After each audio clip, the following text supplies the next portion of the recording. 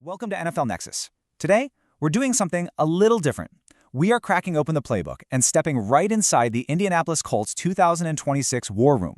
Now, here's the big challenge they're facing. They have no first-round pick. So how in the world do you build a winning team when you're already starting from behind? Think about it. By the time the Colts are even on the clock, all those blue-chip, can't-miss prospects are going to be long gone. So today, we're going to decipher the Colts' master plan. We'll break down what the experts are saying, identify the key players they're targeting, and figure out how GM Chris Ballard can turn this tricky situation into a huge win. Let's get into it. And yeah, this quote from Noah Compton just says it all, doesn't it? The bright lights of day one, the big names flying off the board, those franchise-altering players finding their new homes. Well, the Colts are just going to be spectators for all of it. Their draft, for all intents and purposes, doesn't really kick off until midway through the second round with pick number 47. You know, for a front office, for a fan base, that feels like an absolute eternity. This isn't just some small problem, it completely changes their entire strategy. They can't just take the best player available, they have to be surgical, finding incredible value where other teams might not see it, and they have to hit on guys who can make an impact right away. The pressure is definitely on. So you might be thinking, well, why not just trade back into the first round? For general manager Chris Ballard, that's just not how he operates. His whole philosophy is about collecting what he famously calls dart throws. He wants as many draft picks as possible to up his chances of hitting a bullseye. See, he knows the draft is not an exact science, and the best way to handle that risk is to have more chances.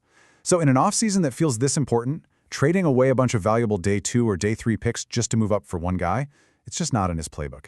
He would much rather have more shots at finding talent later on. So the waiting game it is. The Colts just have to sit back and trust their board.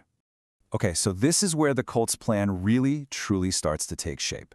Day 2 is where the draft actually begins for Indianapolis. With picks in the second and third rounds, this is where they absolutely, positively have to find impact players. And we're not talking about guys they can develop down the line, not yet. We're talking about players who can step onto the field and fill major holes on this roster from week 1. According to our sources, the two most obvious needs are a Mike linebacker to be the quarterback of that defense and a starting outside wide receiver to give their young QB another weapon. This is it. This is where the foundation for the 2026 season gets built. All right, let's dive into our first potential game changer, Jacob Rodriguez, the Mike linebacker out of Texas Tech. Now, the Mike, or middle linebacker, is, well, they're the quarterback of the defense. In today's NFL, with these super complex, high-speed offenses, that position is more important than ever. They're the ones calling the plays, setting the defensive front, and they have to be a monster against both the run and the pass. The Colts have been searching for a true anchor at this spot for a while now, and Rodriguez is the guy that experts are circling. He could finally be the one to fill that massive hole. He's not just a good prospect, he's seen as a guy with the potential to literally change the franchise.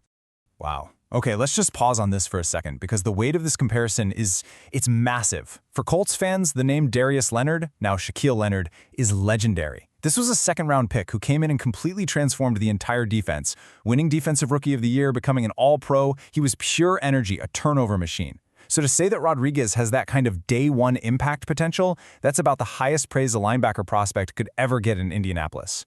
It means the experts see a player who can do more than just make tackles. They see a guy who can single-handedly change the outcome of games.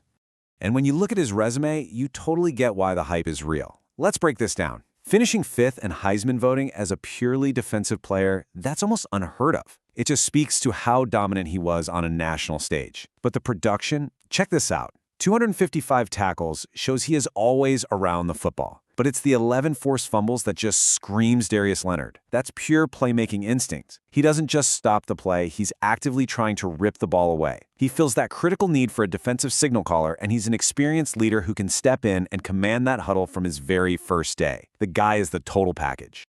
But look, the Colts' needs aren't just on the defensive side of the ball. After trading away their longtime starter and team captain, Michael Pittman Jr., they have a massive hole at wide receiver.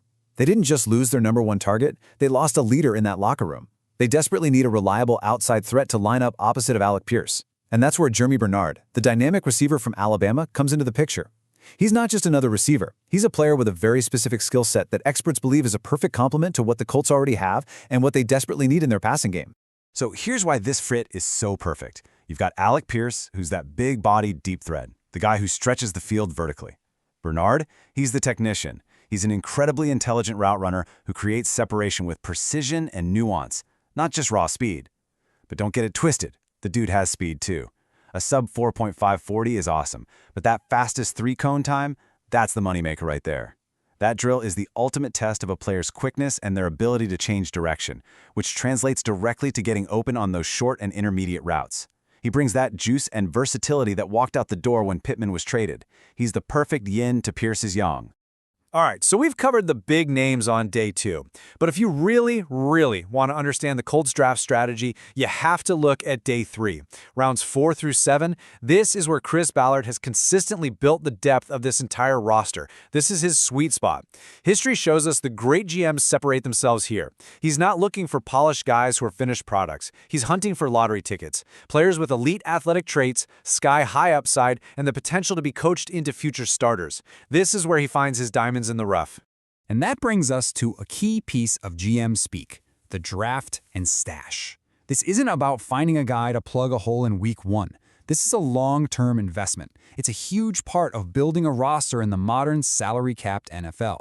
What Ballard and his scouts do is they identify players with these incredible athletic profiles, guys who run faster, jump higher, and are just flat out stronger than their peers, but maybe they're a little raw technically. They draft them, and then they stash them on the roster, giving them a year or 2 with the pro coaches to develop their technique. It's a high-reward strategy that can land you starting caliber players on those cheap rookie contracts.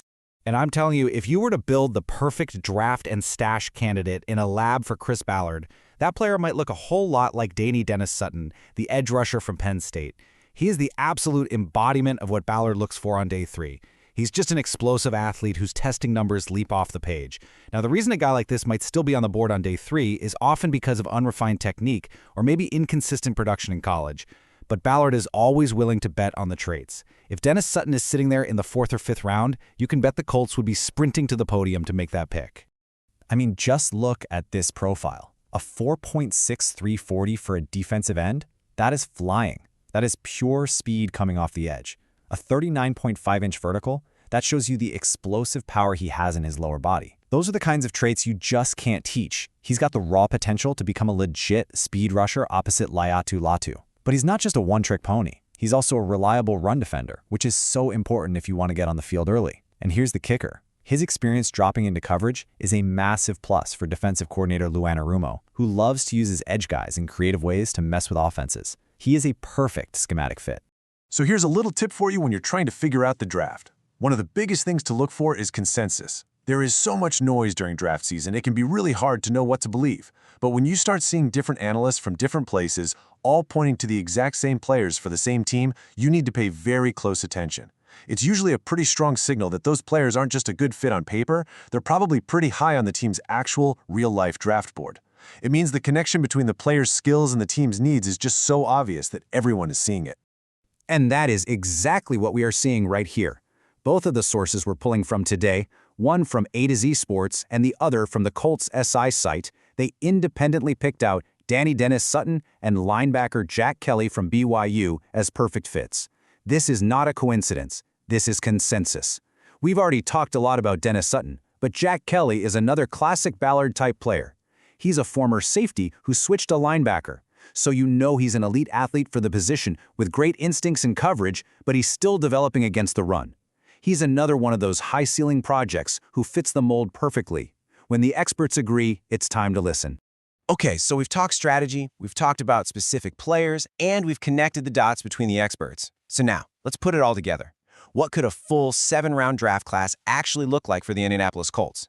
This mock draft from A to Z Sports gives us a really solid blueprint for how the team could attack all of its needs, starting in the 2nd round and going all the way to Mr. Relevant. This is one possible vision of the future. Let's walk through this potential haul pick by pick and really take our time to see the vision here. At pick 47, they get Jeremiah Bernard, their day 1 starting receiver to replace Pittman. Mission accomplished. Then in the 3rd, at 78, they land that high-upside athlete we just fell in love with, Danny Dennis Sutton. Perfect. In the 4th round, Jalen Kilgore, a versatile safety from South Carolina. This guy is an aggressive defender with serious ball skills. He actually led the SEC in interceptions. He's your depth to replace Nick Cross. Then, in the 5th round, Hezekiah Massis, a corner from Cal who led the entire FBS in pass deflections. You're just adding another ball hawk to your secondary. Love that. In the 6th, they snag one of our consensus guys, linebacker Jack Kelly, that top-tier athlete who can immediately compete. And finally, in the 7th, they double-dip at linebacker with another athletic project in Jaden Duggar and grab some crucial interior O-line depth with Jaeger Burton from Kentucky. Every single pick here addresses a specific need with a high upside player. That is a fantastic haul. So let's recap the blueprint. It's actually pretty simple. Without a first-round pick, the Colts' strategy is clear. Use day 2 to lock down immediate, high-impact starters at your biggest positions of need, like receiver and linebacker. Then you pivot on day 3 to the Chris Ballard special. You stockpile those high-upside, super-athletic players that you can develop for the future. The whole goal is to build depth, create competition, and find future starters on cheap contracts. It's a disciplined, smart approach. But now, the decision falls to you. The headset is on. You are in the GM chair. You're on the clock. It's pick number 47 overall, and the future of the franchise is in your hands. So what do? Do you take the polished route runner, Jeremy Bernard, to give your offense a new weapon? Or do you draft the quarterback of the defense, Jacob Rodriguez, and hope he's the next Darius Leonard? Or, hey, maybe you go a totally different way, and you trade back to get even more of Ballard's favorite dart throws. I want to know. Let me know down in the comments. Who are you taking with that first critical pick? If you had fun with this deep dive into the Colts war room, please make sure you subscribe to NFL Nexus for more breakdowns just like this one. Go ahead and hit that like button if you found this helpful, and seriously, don't forget to drop your pick for number 47 in the comments below. I really want to see who you all think the Colts should build around. And hey, before you go, if you're looking for a really fun way to share your love of football, or maybe you just want to unwind yourself, check out our NFL coloring books. They are perfect for fans of all ages, for your kids, your grandkids, and yeah, even for adults. You can find them by using the link right in the description or just by scanning the QR code on your screen right now. Your support really helps us keep making explainers like this one. Thanks again for watching, and we'll see you next time.